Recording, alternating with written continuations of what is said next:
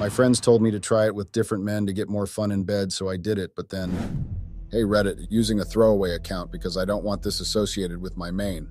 I've done something very horrible and now I feel incredibly guilty about it. It's like the scales have fallen from my eyes and I realize how wrong I was. I cheated on my husband and as a consequence, he kicked me out. I don't know if there's any way to rectify this. I'm currently staying at a hotel until the little fund I have dries up as no one will take me in. My husband and I have been married for about 5 years. I'm 36, he's 35. We met in college and quickly became attached to each other. We started as friends and within a few months our feelings grew, leading us to start dating. Our marriage has always been amazing. My husband is what you'd call a picture-perfect partner. He takes care of everything, he's attentive, and he's simply amazing. Our intimacy was great, and our communication was top-notch. However, recently I made a terrible mistake. I suggested we open our marriage to try new experiences, and now I'm facing the consequences of that decision. My husband's trust in me has been shattered, and I'm just wondering if there's any way to regain what we've lost. The thing is, despite how awesome our marriage was, things started feeling a bit dull over time. It wasn't a sudden change, but more like a slow fade of excitement. In the beginning, everything was perfect. We were head over heels in love, discovering each other's quirks and just enjoying being together. Our time together was passionate, and every moment felt like a celebration of our love. But as time went by and years rolled by, a routine crept in. What used to be thrilling became routine. Our conversations, while still meaningful, shifted to daily tasks, work updates, and future plans. The spontaneous and adventurous moments became rarer and rarer as responsibilities piled up. I began craving something new, something to bring back that initial thrill. Our usual routine, while comfy, started feeling boring. It wasn't that I loved my husband any less. It was just a desire for change, a break from the same old routine. This desire for excitement led me to suggest opening up our marriage, thinking it could add some spice back into our lives. I thought it would be a way to explore new things while still cherishing our relationship.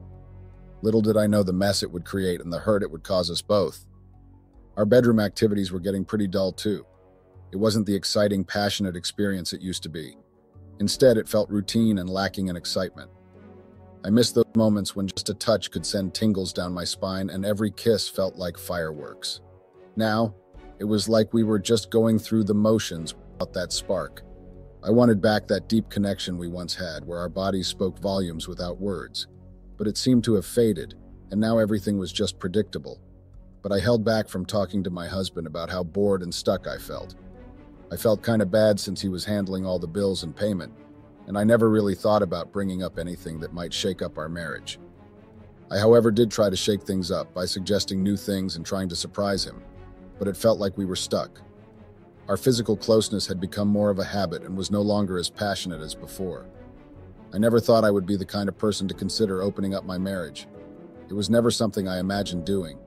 It wasn't part of my upbringing or something my husband and I had discussed seriously.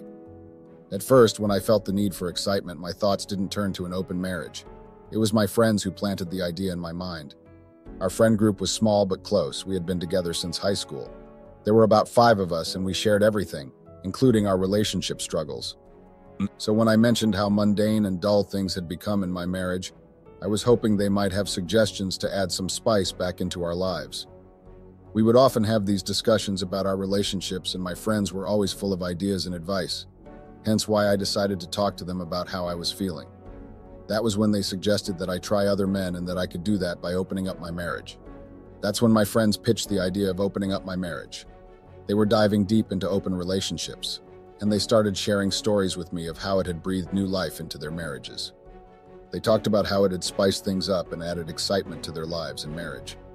Some even admitted that their marriages were on the brink of ending until they tried this unconventional approach. Initially, I brushed it off, thinking it wasn't for me and that my husband would never go for it. But over time, their stories got more intriguing. I started to see the appeal and wondered if it could inject some passion back into our relationship. The idea of exploring new connections and feeling desired again was tempting. These thoughts kept nagging at me and it started gaining traction as days went by. My friends were dead set that an open relationship would be the magic fix for my marriage. I had my doubts, especially knowing my husband's stance on loyalty and commitment. Still, their persistence got me thinking, and I was also very curious about what it would be like to try something new. After a tipsy conversation with my friends one night, I decided to bring up the idea with my husband. I waited for the right moment, catching him in a good mood after work. But his response was immediate and clear-cut. He was not in the least bit interested. He stuck to his guns, believing in the strength of our bond and the promises we made to each other. To him, bringing others into our relationship just didn't make sense. In his words, he believed in the sanctity of our marriage and the promises we had made to each other, and he saw no need to invite others into our relationship. I respected my husband's boundaries and wishes. Even though I felt a pang of sadness about the idea of being shot down, I had really wanted to try it. However, I knew pushing too hard wouldn't help, so I dropped the topic after his clear rejection. When I met up with my friends next, I shared how my husband had reacted. They reassured me that this initial reluctance and hesitance of his was normal, and that with time he would come around. My friends kept pushing me not to throw in the towel and give up. They said that if we opened our marriage, things would get way more interesting than it usually was. They thought my husband's hesitation was just because he wasn't used to the idea and that he'd get used to it over time. Despite my husband's stubborn stance against it, my curiosity about an open relationship only grew stronger. It felt like a tiny seed had been planted in my mind, and no matter how much I tried to push it away, that attraction of experiencing something new, something different, kept pulling me in. I know it was selfish, but the temptation was just too powerful to ignore. I started subtly bringing it up again, hoping maybe my husband would change his mind. But each time he shut me down firmly. It all came to an end when he sat me down and made it crystal clear that the topic was off limits and that he wouldn't budge.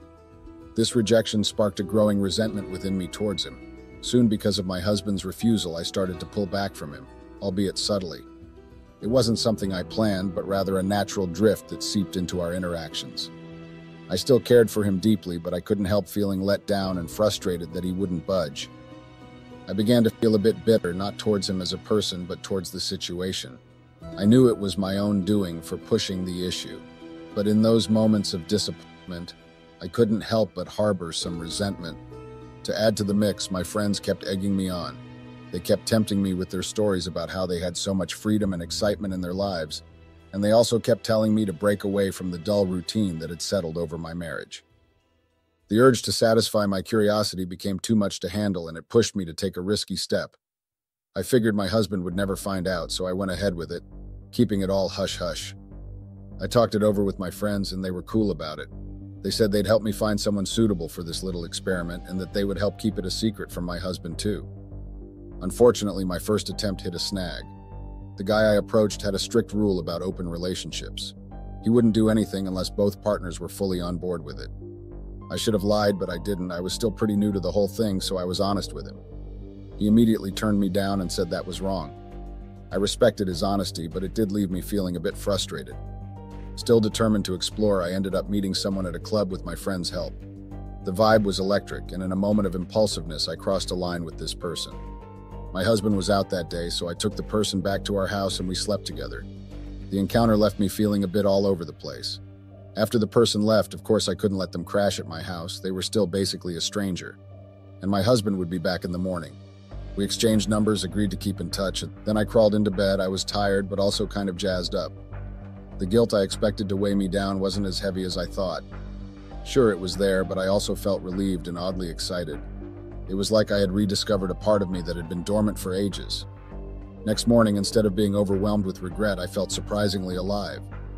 The buzz from the night before was still lingering, and I couldn't deny the physical side had been intense and satisfying. I had felt things that I hadn't felt in forever. When my friends asked how it went, I couldn't help but share my excitement. I told them it was great, that I enjoyed it, and for a moment I felt like I was living a life full of excitement and spontaneity. Little did I know this was just the beginning of a journey that would lead me further away from the life I once knew. As time went on, I found myself slipping further into this double life. I'd tell myself it was just some harmless fun, like exploring a new hobby or trying a different restaurant. But deep down, I knew I was deceiving myself and my husband. He never signed up for any of this. I tried to justify my actions by telling myself that it was basically an open relationship, just a little harmless exploration on the side. Even though I knew it was far from that. I started seeing multiple partners. I was sneaking around to keep things hidden. I was constantly juggling lies and cover-ups. My friends became my partners in crime. They helped me create alibis and kept my secret safe. Without their quick thinking and support, I would have been busted ages ago. But their loyalty also added to my guilt, because in a way, the only reason I started cheating in the first place was them. As I kept seeing other people, I started to drift away from my husband more and more. It was like we were in the same house but living separate lives. I thought mixing things up would help, but it only made matters worse. We hardly talked anymore, and when we did, our conversations were awkward. I stopped paying attention to what mattered to him. I even neglected the household chores, which used to be my responsibility. He complained a lot, but I was too wrapped up in my own world to notice or care. It was like I had blinders on, focused only on my own desires and ignoring everything else around me. The gap between us just kept growing, like we were living in separate worlds. It genuinely took me a while to realize how much damage I was causing. When my husband found out about my affair, it was a friend who spilled the beans. She felt guilty and told him because she knew he didn't deserve to be deceived like that. I didn't realize she was the one who told him until later. I think my husband went through my phone after her confession. He must have scrolled through messages, taking screenshots as evidence for whatever was coming next. Maybe legal action or just conversations with our family. He confronted me the next morning with all the screenshots he'd taken. He was furious and heartbroken. It was like everything we'd built together crumbled in an instant. He was hurt, felt betrayed, and I was filled with regret. He said he'd never forgive me for breaking his trust and going against our promises. He said I had gone against his wishes and broken our vows. I tried to say sorry, but he wasn't ready to listen, and I felt like my words fell flat. He was beyond furious. I've been with him for a long time, and that was a level of anger and devastation I'd never witnessed in him before. In his rage, he demanded that I leave the house immediately. Begged and pleaded because I had nowhere else to go, but he wouldn't listen. He didn't care about my pleas. He just wanted me gone. He made it clear that I couldn't even take the car and tossed my belongings onto the porch. I stayed outside for hours, sobbing, banging on the door, and begging for him to reconsider and to let me back in. I'm even surprised the neighbors didn't call the cops to make a noise complaint with how loud I was being. I felt utterly lost and regretful for my actions. I didn't know what to do next. I had created this mess. I was filled with deep regret. I screwed up big time. Sitting outside on the porch indefinitely wasn't an option. I had to figure something out. Despite not having much cash, I called for an Uber. My husband had always insisted on separate phones to manage our finances better. He wasn't being mistrustful but practical. He knew I had a tendency to overspend. The Uber took me to my parents' house. I was hoping they'd take me in despite our rocky relationship. Unfortunately, their place was already packed. My younger brother and his family had moved in due to money troubles. He couldn't keep up with his payments, and so his house got repossessed. That meant there was no room for me. They turned me away immediately, no ifs or buts. Feeling desperate, I reached out to my siblings, hoping one of them would help. To my dismay, each had their reasons for not being able to take me in. Feeling like I had hit rock bottom, I had no choice but to start calling my friends one after another. Each call ended with a flimsy excuse, and it became clear they weren't keen on lending me a hand. It was a harsh realization. I thought they were my ride or die friends, yet when I needed them the most, they turned their backs on me. I was at my wit's end. My family and friends had all turned me down, leaving me feeling utterly abandoned and betrayed. These were people I thought I could count on, but when I needed them the most, they had excuses ready to avoid helping me. It absolutely shattered my trust in them and left me questioning our friendships. With nowhere else to go, I had to check into a hotel. Every day felt like an eternity, hoping for a call or message from my husband, a sign that he might forgive me and take me back.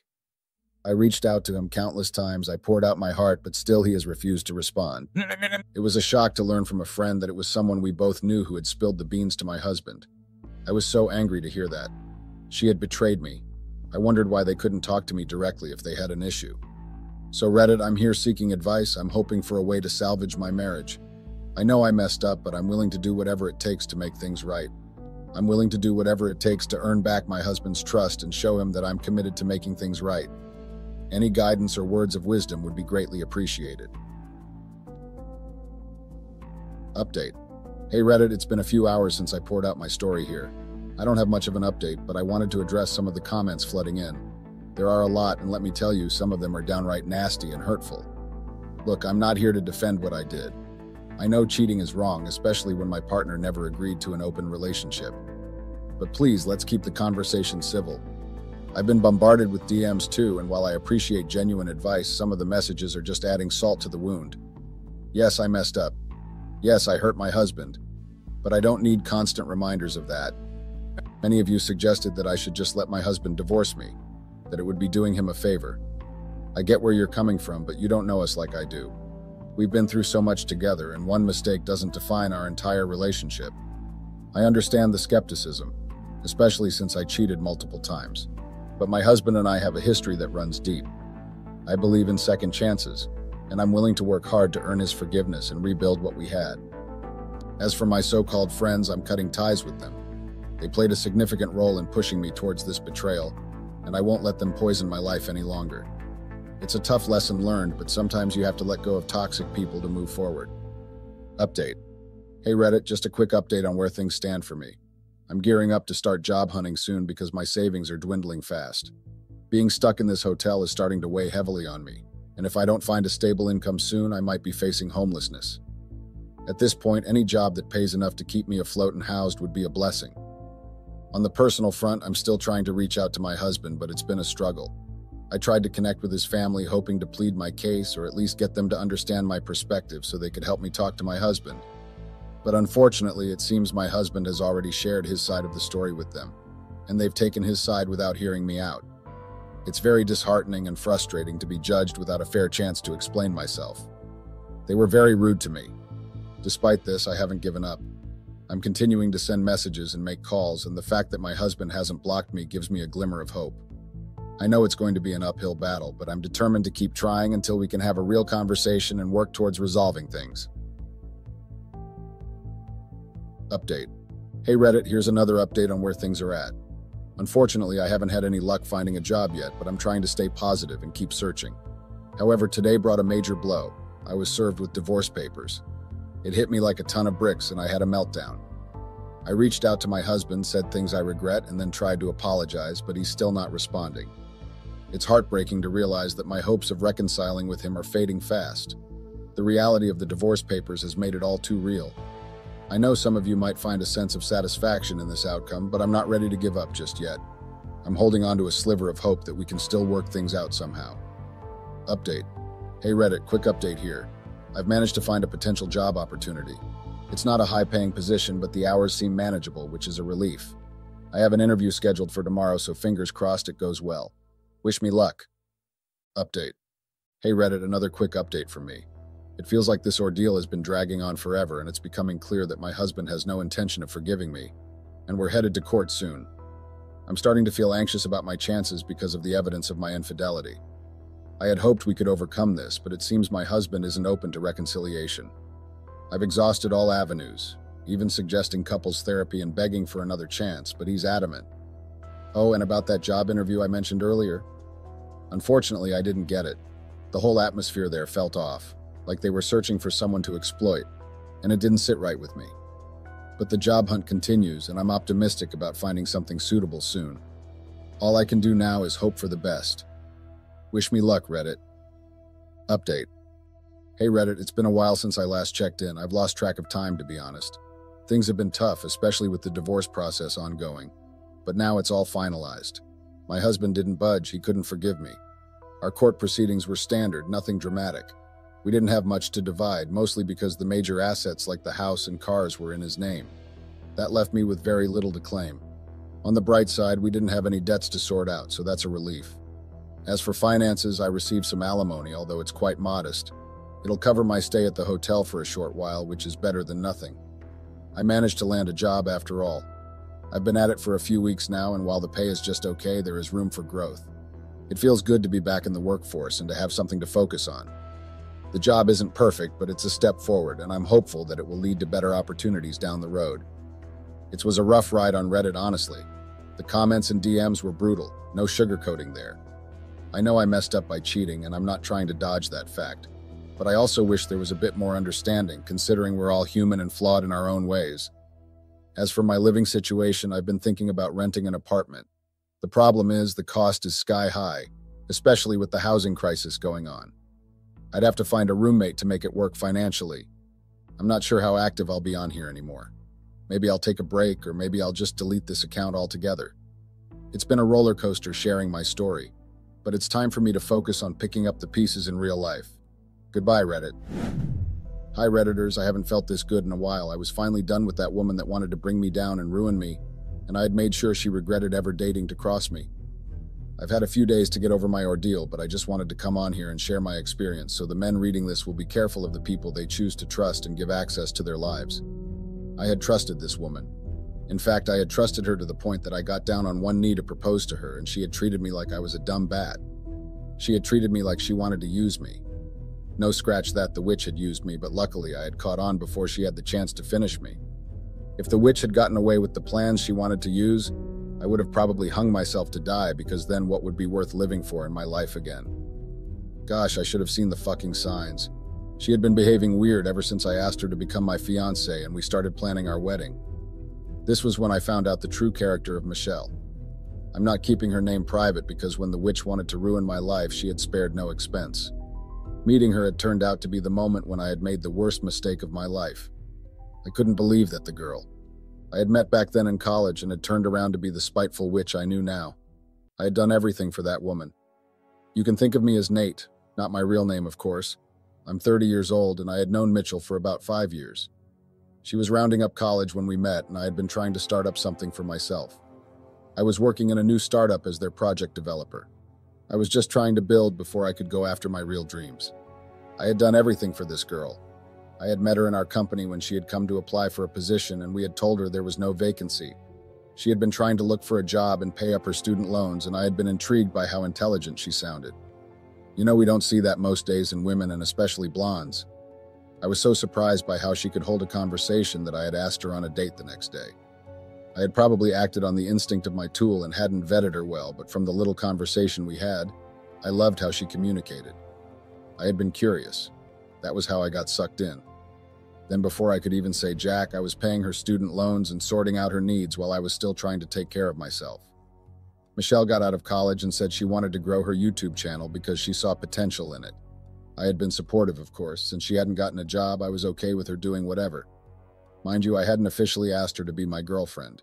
We were just very good friends, and I was thinking of popping the question soon. She started her channel and it grew, and she told me that her users were asking her for more content, and she wanted to venture into travel and tourism because of that. That was when I knew I had to tie her down. I asked her to be my girlfriend. I should have just seen her willingness to travel as a red flag. She had already told me she loved me, so how could someone that had said that want to start doing travel content? How ridiculous did that sound? I should have begun seeing the signs from here, I should have, but I had been oblivious because I thought that maybe I loved her. But that was a lie. I had thought she loved me too, so that was why I had envisioned a future with her. She accepted to be my girlfriend and she moved into my place. Well, partly because her roommate had left her and she couldn't afford rent on her own. We began living together and I had agreed to her creating her travel content. Well, she never ran it by me except that first time, but I hadn't said anything about it because she just traveled to locales around our city, and it was usually a one-day trip. I hadn't questioned it.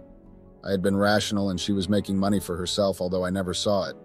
I still provided everything for her. I gave her money to get her hair and nails done. I even gave her money for her trips. Heck, I had bought all her content creation gadgets. I had been the poster card for an idiot. Then the traveling became a steady thing. I had asked her to take a major job on the side. A vacant had opened up in my office and I had made all the necessary preparations to get her to take the position. But no, Michelle wanted to travel. I guess this was where she had met her affair. And I had been looking out for her well-being while she was screwing someone else on the side. And then I had been even more stupid and asked her to be my fiancé. But I had done this after we had a serious fight over her traveling expeditions. She had begun booking flights to places with a flight time of over 6 hours and hadn't run it by me, and I was not okay with that. Well, she had apologized and I had forgiven because, you know, every relationship had their problems, and she had stopped her travel content and ventured into trying out restaurants. I had dated Michelle for over 2 years, and then I proposed to her a month after our major fight, and she had assured me that she loved me. I asked her to marry me then because I thought there would be no more problems. She had assured me that there'll be no more problems, and I had believed her. We started planning for our wedding together and our married life. I wanted to buy land and build our dream home for the children we were going to have, so I had opened a joint account. This was my second mistake. This was such a stupid move, and I don't know how much I had had my hair up in my ass to think that I could open a joint account with a woman. But you guys shouldn't blame me. I had trusted her. I had put my life savings and the money we were using to plan our wedding in the same account. I didn't want the stress of opening 2 bank accounts, so I had done that. You'll be wondering if I was the only person chipping in for the wedding plans in our dream house. She was dropping something too. Like in a month, she would put about 1,000 grand while I dumped my entire savings portion from the salary of that month into account. I had thought I was doing it for the person I loved. I wanted to have a good wedding. I wanted to afford at least the best in my standards, so I was chipping in all I had, not knowing I was about to be played for a fool. I didn't know the witch wanted to leave me and run away with her lover and take all my money. I wouldn't have known if I hadn't seen that chat on her laptop. Fortunately for me, she hadn't gotten away with it, though. I had jumped into action immediately I saw it. I had made her pay for even thinking of trying to double-cross me. Sometimes I wonder what might have happened if I wasn't there at the right time to go through her chats. I wonder if I'd have known that that was what she was plotting.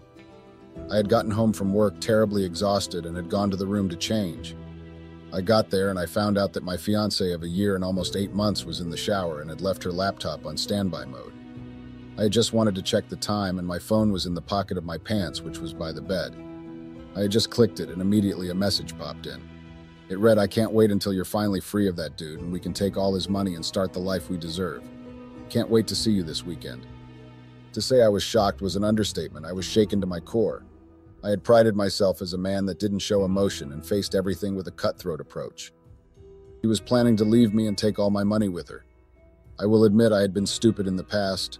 I had been stupid to trust her, and this was how she had leverage over me. When I had read the message over and over, I had tried to understand why. It wasn't as though I wasn't providing for her. I was. I gave her everything she ever asked for, as I'm sure you've read in the beginning of this story. I paid off her college loans, and this was how she had repaid me. I had noticed things started to get off immediately. I knelt down and asked her to marry me. It was like she no longer respected me or something. Then I had gone out of my way to open the joint account with her and told her how much she could use for the wedding and how much was for our land. I had close to $750,000 in that account, and I had handed it over to her, on a platter of trust. She had gotten me to trust her and then struck at the moment she had planned out, but by some fate of luck, my eyes had been opened to her schemes. My third mistake. I recall once when she was still doing her travel expeditions and my friend had told me my girl had been cheating on me, that she was traveling on trips that took over 3 days without me. He told me she definitely had someone on the side, or she was willing to cheat on me. So we had decided to test out his theory. This was what had made me trust her. She had passed the test. The plan was for my friend to meet her at the airport of whatever location she was heading to next and try to sway her into sleeping with him. My friend had charisma and could work his charm on a lot of ladies, and I had witnessed it firsthand, so I thought he was the perfect man to do the job. I had gotten her next travel itinerary and given it to him. He had met with her and had assured me that she had stayed away from him like he had herpes written over his forehead when he had tried to make small talk with her in the airplane. He had also assured me that throughout his stay he hadn't seen her, and the times he had bumped into her, she was trying out a restaurant or coming out of a gift shop, and both times she was alone. He had even showed me pictures. Everything had been so believable, but tough luck for me. This was how I had decided to trust her. I mean, she hadn't cheated on me, and the friend I had known since high school had attested to it. I didn't know of the facade behind that event. I had been oblivious once again. But it was because of this that I had decided to trust her and asked her to marry me and opened up a joint account with her. This has meant whatever was mine was hers. You all are free to bash me in the comments, I deserve it, but I don't think you all would understand how I felt seeing the message on that laptop. I had decided to investigate. They were to meet at a hotel during the weekend, so I waited till then to follow her. Unfortunately, she had gone anywhere during the weekend. It was like they had shifted their plans. I asked her if she didn't have anywhere to be that weekend. I was desperate to find out their plan. I was desperate to find out who the lover was behind the messages. The man had never met me before, so I was shocked that he could want my downfall like that. I wanted to know who the man was that was okay with being with someone who was already in a relationship. I wanted to meet the doofus who was so calm with taking money he didn't work for. When I had asked her, she had gotten irritated and began defending herself as to why I was asking questions like if she had something to do this weekend. She had asked if I had anything for her to do, so I had dropped it. But the curiosity had lingered. I had gone to the bank and found out that Michelle had moved over $300,000 from the account, and my heart had stopped. I had questioned the bank, and they said I had approved it. She had brought my signature and had even called me in front of them, and I had approved for her to transfer $300,000 to an untraceable account. The witch had told them the money went towards planning of the wedding, and since I had approved, they had went ahead with the transfer. They hadn't known I didn't approve it. This meant she had gotten her lover to act like me, and it had been believable to the bank people. She had even faked my signature so perfectly. I had been so ashamed of myself. I had locked the account immediately and had gone after Michelle, but I knew if I confronted her immediately, she might bolt. I needed to find out who and how she had began cheating on me. I called another friend that ran a PI agency and asked for his help. I wanted him to track my fiance's location and who she had been meeting with for the past 3 months. My friend told me he would get back to me in a day once he had all the information. I guess this was when Michelle, my fiancée, had probably sensed I had known something was up and she disappeared. She didn't come home that night. I had caught up to her shenanigans, and when I had called her, she had said she was spending time with her friend for the wedding planning. According to her, they had a lot to do the next day, and she couldn't come home and start leaving the next morning to her friend's place bright and early. I had kept quiet while she explained, and then I had asked her if she had taken money from the account, and she had quickly denied it, saying she was going to take money tomorrow, so she needed me to call the bank ahead so they could give her the go-ahead. She didn't know I was onto her already. I turned off the call and wished her good night. The next day, my friend had gotten back to me with pictures of my fiancé cuddling up to another man. The man was always on shades and face cap in all the pictures, like he couldn't be seen by the individual eye. He had gotten back to me with a name, Wallace, but I was sure that wasn't the man's real name. He had been with her in most of her travel expeditions. The one before, she had promised me it would stop. Then he was also with her after she had stopped traveling. The affair had been going on for 2 years. I was devastated, and she wanted to leave me clean and dry. My friend also got an information that they had booked a flight to Morocco and with no return ticket. This just sealed up the plan that they were running away with my money and were not going to return. The ticket was meant for a flight for that evening. I got angry.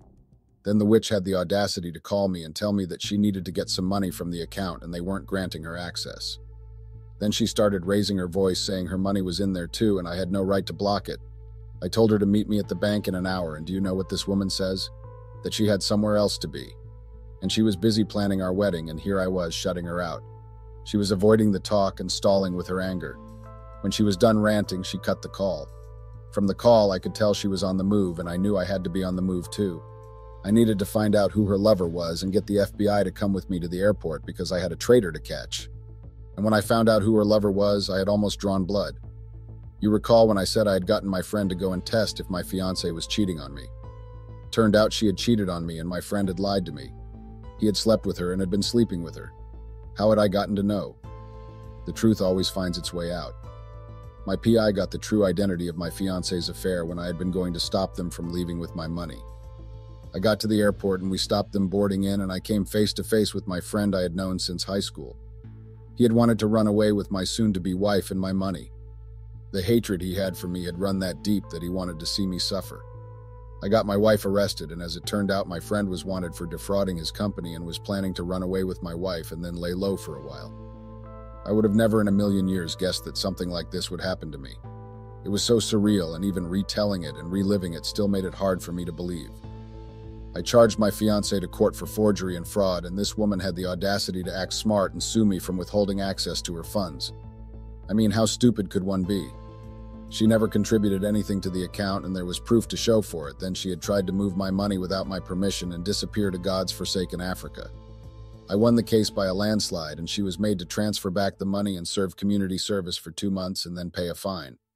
She transferred only $250,000 and started paying me for the remaining $50,000. I wasn't satisfied with the court verdict, and she was still owing me $50,000. I never saw my friend. I doubt I could even call him a friend after all he had done. Again, ever. I was dealing with Michelle. I wanted to make her regret it. So I started from her friends. I told my PI friend to share the information of her deceit and infidelity to our social circle. But that wasn't enough. I needed her to be publicly humiliated. So I curated a YouTube video and then posted it from an anonymous account and told her followers how she had cheated on her relationship of 2 years and had tried to divert funds from a joint account, and then I posted a snippet on how she had been so unremorseful for it. She had told me when I had confronted her in court how she had built life with me for over 5 years, and she wanted to leave and deserved her fair share of my hard-earned money. Can you imagine that kind of audacity? Anyway, I had posted it on YouTube, and then I had gotten her logins from my PI friend and then posted it on her channel too. She had called me an hour later after I had posted the video and begged me to take it down. I had made sure all her YouTube followers reported her account before I took down the video on my end. I had gone on all her socials and posted her infidelity and then tagged her, and they were trolling her there too. I didn't want to be done with her, but then I had read some of the hate comments on her socials and I had stopped because the trolls would make her wish she had never been done. I made sure all our friends knew what she had done, so she was isolated from the friendship side too. I couldn't get to her family to make them isolate her, but I figured I had done enough.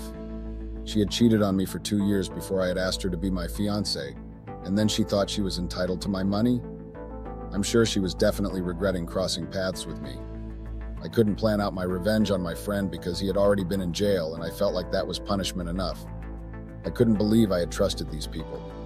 I had trusted them, and they had decided to play me right in the face. Funny thing had been her audacity to think she was entitled to my money just because she had been with me for 5 years, of which she had cheated on me for 3. Who the heck did women think they were? I'm glad I escaped from this ordeal without any much damage. I had learnt lessons and hardened the resolve in my heart. My ex-fiancée had given me the rest of the money when I had showed up at her parents' place. She had managed to keep her parents from knowing the backlash she was facing in the outside world. She had looked rough when I saw her, and it served her right. I was done feeling pity for people who didn't deserve it. I hope she would think twice before planning to dupe another man again. Redditors, never trust anyone but yourself. Trust only your gut, because at the need of the day, you're the only one who's on the lookout for you. Not your best friend, not the woman you plan on marrying, not even your parents. You would be used like a toy when they feel you're so easy to play. I hope you learn from my experience, LOL. I really hope you all do. No one is to be trusted.